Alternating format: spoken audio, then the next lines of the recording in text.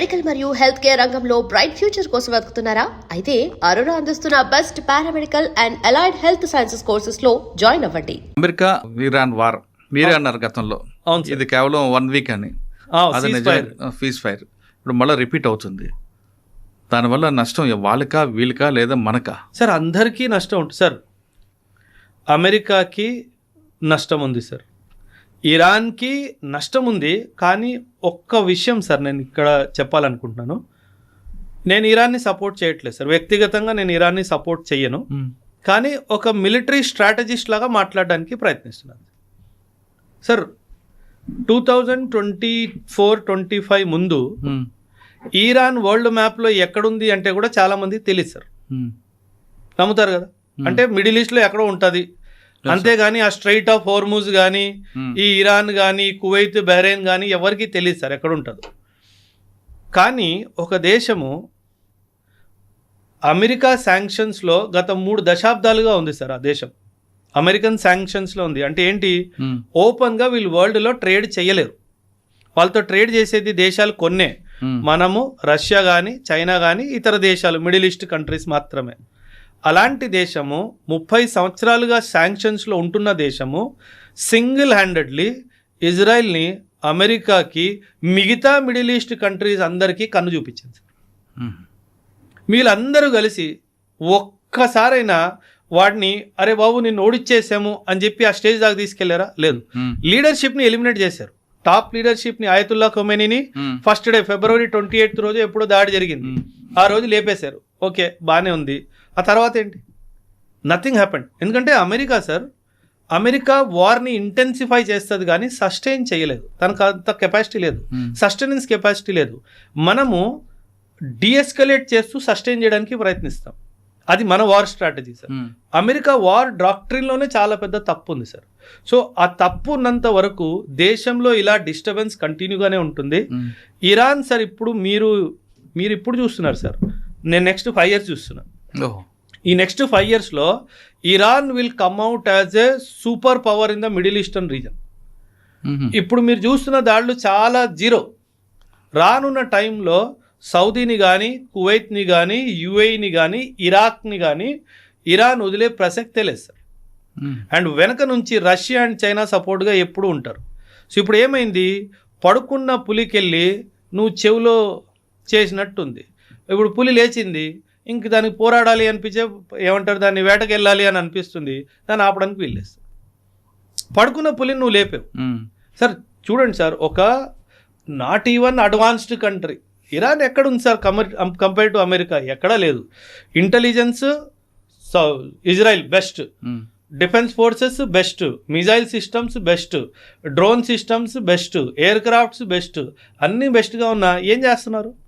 ఏం చేయలేకపోతున్నారు sir. Kuwait మీద ఎన్ని దాడులు జరిగాయి సార్? కువైత్ ఒక్క రిప్లైని ఇవ్వగలిగిందా సార్? యుఏఈ మీద ఎన్ని దాడులు చేసింది సార్ ఇరాన్? ఒక్క రిప్లైని ఇచ్చిందా సార్? ఏం లేదు. అమెరికా ముఖ్యమైన ఉద్దేశం, అమెరికా ఉద్దేశం ఏంటంటే మిడిల్ ఈస్ట్లో అన్రెస్ట్ క్రియేట్ చేయాలి సార్. ఈ అన్రెస్ట్ ఇప్పుడు సార్ సింపుల్ సార్, నేను ఈరోజు రాత్రి మీ ఇంటి మీద దాడి చేస్తాను అని చెప్పి మీకు వాట్సాప్ మెసేజ్ పెట్టాను.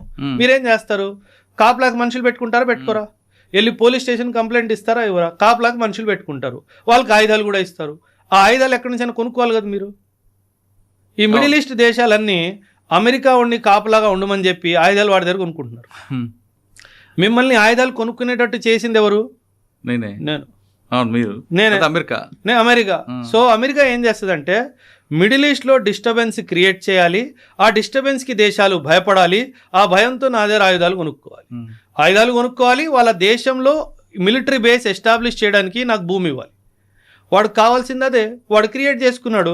మనమేమో ఇరాన్ న్యూక్లియర్ అన్నాం. ఇప్పుడు న్యూస్ పేపర్లో కానీ ఎక్కడైనా సరే న్యూక్లియర్ గురించి అసలు మాట కూడా వస్తుందా? రావట్లా. అప్పుడు ఏమీ దొరకలేదు, ఇప్పుడు ఏమీ దొరకలేదు. అంటే అల్టిమేట్ తీసుకుంటే ఆయుధాల కంపెనీ ఓనర్లు బతుకుతున్నారు అంతే. అమెరికా ముఖ్య ఎకనామిక్ ఇదే కదా సార్, ఆయుధాలే కదా సార్. ఇదంతా ఆయుధాలు అమ్ముకోవడానికి వ్యాపారం సార్. ఈ వ్యాపారం కోసం వరల్డ్ అంతా వీళ్ళు డిస్టర్బ్ చేస్తారు. సో మనం కూడా డిస్టర్బ్ అవుతున్నాము, వరల్డ్ అంతా డిస్టర్బ్. పాకిస్తాన్కి కశ్మీర్ మీద అసలు అధికారం ఏంటి? ఇది బేసిక్ ప్రశ్న సార్. దీనికి అసలు ఏ ప్రమాణమే లేదు సార్. కశ్మీర్ పాకిస్తాన్ది అని పాకిస్తాన్ చెప్పుకోవడానికి పాకిస్తాన్ దగ్గర అసలు ఏ ప్రమాణమే లేదు. కేవలం ఒకే ఒక ప్రమాణం ఉంది సార్. ఏంటంటే 1947లో ఇండియా పాకిస్తాన్ 2 దేశాలుగా విభజించబడ్డాయి సార్, రైట్? అప్పుడు ఇండియన్ ఇండిపెండెన్స్ యాక్ట్లో ఏం రాసింది అంటే ప్రిన్స్లీ స్టేట్స్ దగ్గర ఆప్షన్ ఉంది. నువ్వు ఇండియా అంటే ఇండియా జాయిన్ అవ్వకో, నువ్వు పాకిస్తాన్ అంటే పాకిస్తాన్ జాయిన్ అయిపో, లేదు నేను ఇండిపెండెంట్గా ఒక నేషన్ లాగా మిగిలిపోతాను అంటే అలా కూడా మిగిల్చుకో అన్నట్టుగా ఒక 3 ఆప్షన్లు అందరికీ ఇచ్చారు సార్. అప్పట్లో జేఎండ్కేకి రాజు మహారాజా హరీ సింగ్ అని చెప్పి ఒక రాజు సార్. ఆ హరీ సింగ్ ఏం చేశాడంటే నేను ఇండిపెండెంట్గా ఉంటాను అన్నట్టుగా తను నిర్ణయించుకున్నాడు. కానీ మనం జమ్మూ అండ్ కాశ్మీర్ లొకేషన్ చూసుకుంటే కనుక అది చాలా ఇంపార్టెంట్ స్ట్రాటజిక్ లొకేషన్లో ఉంది. అంటే ఇండియన్ సబ్ కాంటినెంట్ని సెంట్రల్ ఏషియా నుంచి కనెక్ట్ చేసే మధ్యలో జమ్మూ అండ్ కాశ్మీర్ ఉంది. ఇంత స్ట్రాటజిక్ లొకేషన్లో ఉంది కాబట్టి అది ఇండిపెండెంట్ నేషన్గా అయితే మిగలడానికి వీల్లేస్తారు. పాకిస్తాన్ కూడా ఒక విషయం ఏమర్థమైందంటే ఈ కశ్మీర్ నా దగ్గరకు వస్తే మీరు మ్యాప్ చూడాలి sir. Afghanistan, Pakistan, India map చూసుకుంటే కశ్మీర్ పిఓకే మీద పాకిస్తాన్ కబ్జా లేదు అంటే పాకిస్తాన్కి కూడా సెంట్రల్ ఏషియాకి కనెక్షన్ లేదు సార్. పాకిస్తాన్ కూడా సెంట్రల్ ఏషియా కనెక్షన్ కావాలి అంటే పిఓకే వాళ్ళ దగ్గర ఉండాలి సార్. సో ఇది అర్థమైపోయిన పాకిస్తాన్ మహారాజా హరీ సింగ్ మీద కొంచెం ప్రెషర్ బిల్డప్ చేయడం స్టార్ట్ చేసింది. ఆ ప్రెషర్కి ఆయన గివప్ చేసి ఒక సంధి పాకిస్తాన్తో సైన్ చేయించుకున్నాడు సార్. ఆ సంధి పేరు స్టాండ్ స్టిల్ అగ్రిమెంట్. ఏమైందంటే సార్ 1947 నుంచి 1950 వరకు మనందరికీ తెలుసు 563 నుంచి 565 ప్రిన్స్లీ స్టేట్స్ని మనం మన దేశంలో ఇంటిగ్రేట్ చేసుకున్నాము. థ్యాంక్స్ టు సర్దార్ పటేల్ గారు sir, grand salute to him. ఆయన ఉన్నారు కాబట్టి ఈరోజు మన భారతదేశం మ్యాప్ ఇలా ఉంది సార్. ఆయన ప్లేస్లో ఇంకెవరైనా ఉంటే ఇందులో సగం కూడా భారతదేశంలో మ్యాప్ ఉండేది కాదు sir. So grand salute to Sardar Patel sir, real son of India. Okay, ఇప్పుడు ఈ ప్రిన్స్లీ స్టేట్స్ ఇండియా కానీ పాకిస్తాన్కి జాయిన్ అవ్వాలి అంటే దానికి ఒక ప్రాసెస్ ఉండేది సార్. ఆ ప్రాసెస్లో కొన్ని రాజ్యాల్లో ఏం జరిగిందంటే ప్రిన్స్లీ స్టేట్స్లో వాళ్ళు డైరెక్ట్గా ఇన్స్ట్రుమెంట్ ఆఫ్ యాక్సెషన్ సైన్ చేసుకున్నారు. ఇన్స్ట్రుమెంట్ ఆఫ్ యాక్సెషన్ అంటే ఏంటంటే యాక్సెషన్ అనే పదానికి అర్థం ఏంటంటే నేను నా రాజ్యాన్ని నీ దేశంలో కలుపుకుంటున్నాను, ఇకపై నేను రాజు కాదు, నేను డెమోక్రసీకి నా రాజ్యాన్ని ఇచ్చేస్తున్నాను, నేను ఒక నార్మల్ సిటిజన్ లాగే బతుకుతాను అని ఒక ఒప్పందం. దీన్ని ఇన్స్ట్రుమెంట్ ఆఫ్ యాక్సెషన్ అంటారు. చాలా ప్రిన్స్లీ స్టేట్స్ డైరెక్ట్గా ఇన్స్ట్రుమెంట్ ఆఫ్ యాక్సెషన్కి సైన్ చేసేసుకున్నారు. అంటే ఏంటి, ఇండియాలో కానీ పాకిస్తాన్లో కానీ జాయిన్ అయిపోవాలని ఒప్పేసుకున్నారు. కానీ కొన్ని ప్రిన్స్లీ స్టేట్స్ మాత్రము 2 స్టెప్ ప్రాసెస్ని తీసుకున్నారు సార్. ఈ 2 స్టెప్ ప్రాసెస్ ఏంటంటే మొదటిగా స్టాండ్ స్టిల్ అగ్రిమెంట్ సైన్ చేసుకుందాం. అంటే ఏంటి, స్టేటస్ కో మెయింటెనెన్స్, స్టే అంటాం కదా మనం, కోర్టు నుంచి స్టే తెచ్చుకుంటాం కదా, దాన్ని స్టాండ్ స్టిల్ అగ్రిమెంట్ అంటారు. ఏమని, నువ్వు నా మీద దాడి చేయొద్దు, ఏం చేయొద్దు, నేను ఇంకా ఆలోచిస్తున్నాను నేను ఇద్దరు రావాలా వద్దా అన్న విషయం. ఓకే, ఈ మహారాజా హరీ సింగ్ కూడా ఏం చేశాడంటే స్టాండ్ స్టిల్ అగ్రిమెంట్ పాకిస్తాన్తో సైన్ చేసుకున్నాడు. ఇప్పుడు పాకిస్తాన్ వైపు కూడా ఆలోచన చూడండి సార్. ఒక ప్రిన్స్లీ స్టేట్ నాతో స్టాండ్ స్టిల్ అగ్రిమెంట్ సైన్ చేసుకున్నాడంటూ అంటే అర్థం ఏంటి, రేపో మాపో ఇన్స్ట్రుమెంట్ ఆఫ్ యాక్సెషన్ కూడా సైన్ చేసుకుంటాడనే కదా సార్ అర్థము. సో పాకిస్తాన్కి ఏమనిపించిందంటే మనం స్టాండ్ స్టిల్ అగ్రిమెంట్ సైన్ చేయడంలో గెలిచిపోయాం కాబట్టి ఖచ్చితంగా ఇది మన దగ్గరికే రావాలి అని వాళ్ళకి క్లారిటీ వచ్చేసింది. కానీ వాళ్ళ